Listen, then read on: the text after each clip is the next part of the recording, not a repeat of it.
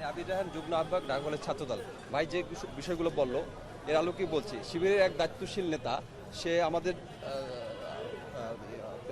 সদস্য সচিবকে একটি মেসেজ পাঠিয়েছে, তাকে হুমকি দিয়ে একটি মেসেজ পাঠিয়েছে। যদি আপনারা করেন আমি মেসেজটা আপনাদেরকে শুনতে পারি। আমি আপনাদেরকে এই ভিডিওর মধ্যে অডিওটা শুনিয়ে দিচ্ছি, আপনারা একটু দেখবেন।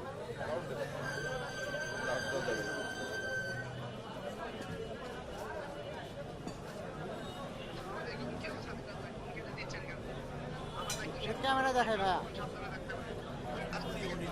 অডিও মানে